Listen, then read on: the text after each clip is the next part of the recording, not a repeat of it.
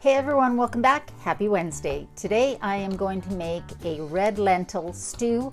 My oldest is coming over to help me with a project on the van, and the way I bribe my kids is through food. It's the way I show my love as well.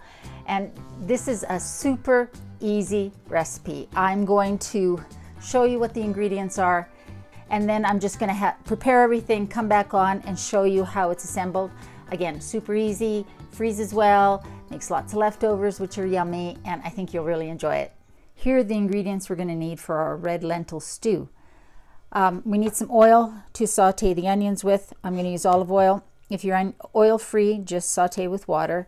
Some red lentils. I buy mine in the bulk store and just store them in this jar. You want red lentils because they cook really fast and they give a nice thickness to the stew versus brown lentils or any other type. You want some veggie bouillon. I'm going to use this garlic plus from Clubhouse, but any garlic and herb seasoning will do. Some Italian seasoning. Some smoked paprika. It really should be smoked, but if all you have is just regular or sweet paprika, just use that. But smoked paprika does give a nice flavor to this. And a little bit of yellow curry powder. This is the sweet curry powder. And then for veggies, 3 small to medium sized potatoes, 1 cup of frozen green peas. I actually, whenever I'm chopping onions, always chop extra and then put them in freezer, in a Ziploc bag in the freezer. So half a cup of chopped onions, that's about half a large onion. And then 3 large carrots, or in my case, this is what I have in my fridge, so I'm just going to peel and use those. And then some tomato paste, sometimes called tomato puree in other countries, but just the really thick concentrated tomato. That's all we need for ingredients, and then I'm going to make it in my Dutch oven, and that's about it. Let's get making it. Okay, so the first thing I'm going to do is get my onions sauteing, and I'm going to put in 1 to 2 tablespoons of olive oil. Again, if you're not using oil, just feel free to saute in water.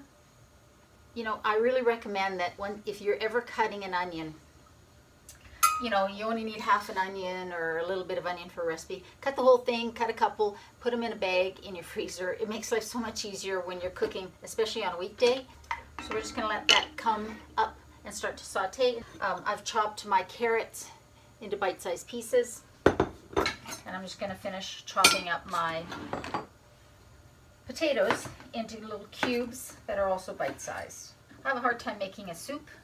I always end up making a stew because I like lots of big chunky bits in my soups, so it always ends up as a stew. Okay, so onions are starting to saute. And I am going to measure out my lentils. All of the measurements and the full recipe will be linked down below in the show notes. So again, remember, you want red split lentils. The reason is that these cook up really quickly, and on a weeknight, that's really nice. And they actually add a lot of thickness to a recipe as well. So if you want to thicken up a stew, chili, anything like that, red lentils are awesome for that. Those are sauteing. I'm going to add the carrots in there now, and I'm going to add the green peas. You can change up the spices for this recipe to whatever you like, but these are the spices that I like, especially the smoked paprika. That's one of my favorite spices, and it adds so much smokiness and earthiness to the recipe, which is why I recommend that you use the smoked. But again, if you don't have it, the sweet will work as well. I'm going to add my tomato paste. I should have probably added this when just the onions were in there, but I forgot. So you want about 2 tablespoons of this. I'm just going to put the rest of this in there because it's about what's left in this tube. But it's nice to put it in when the onions are sauteing because it kind of caramelizes the tomato paste and gives it a nice, a little bit of extra flavor, but it'll work now as well. definitely put it in before you add your broth. So now we're going to add our spices. And we're basically adding 2 teaspoons of each of these, the Italian seasoning, the garlic and herb seasoning, and the smoked paprika, and then 1 teaspoon of the yellow curry.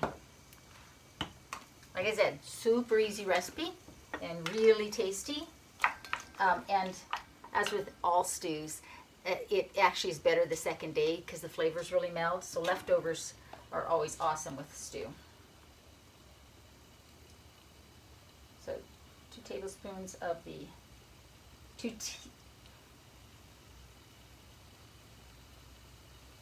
this is supposed to be teaspoons, and I'm using a tablespoon. Okay, so a teaspoon. This is 15 milliliters. This is 5. Okay, so let's assume I've added 2 teaspoons of the smoked paprika. Here we go again with one of Adelina's recipes. Yeah, 2 teaspoons of the Italian seasoning. Oh man.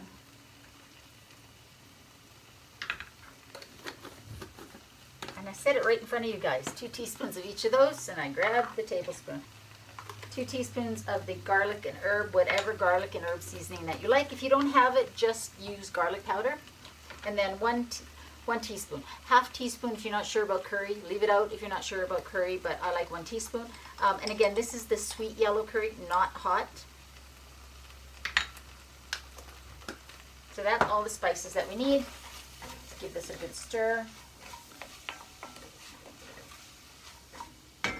And then we will add our 4 cups of veggie broth. I can never get this in there without spilling.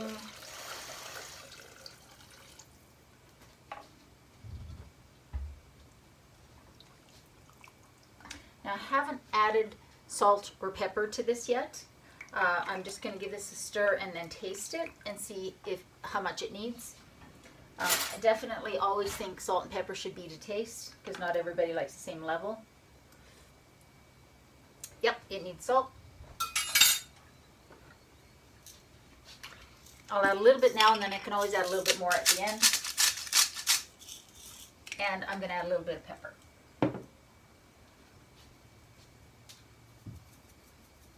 Again, you can always add more of that at the end as well. So then we're going to add our ½ cup of red lentils, split red lentils. Give that a stir. And then our potatoes. Add whatever other veggies that you like. If you don't like peas, add something else. You could add broccoli, cauliflower, whatever you want. These are the veggies that I always have on hand, and I'm trying to make this easy. And use up some bits and bobs, odds and ends that I have in my fridge, like those random few carrots, and those potatoes that I had. Okay, so I'm going to taste this again. Oh, that's good. That's good. So we're just going to let this come to a simmer, and then let it simmer for however long it takes for the potatoes and the carrots to cook. Won't be long. The lentils will cook really fast as well. I'll see you back here when it's done. All right, it's done. That probably cooked about 30-35 minutes to get the carrots nice and cooked. So let's spoon some out. Okay, let's spoon some out. I'll just give it a little taste. I'm not gonna.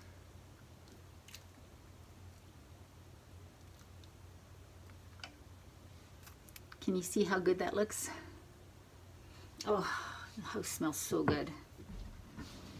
Which is awesome. I am really trying to be patient and not eat things when they're super hot, but you know, I'm always hungry. That's the problem.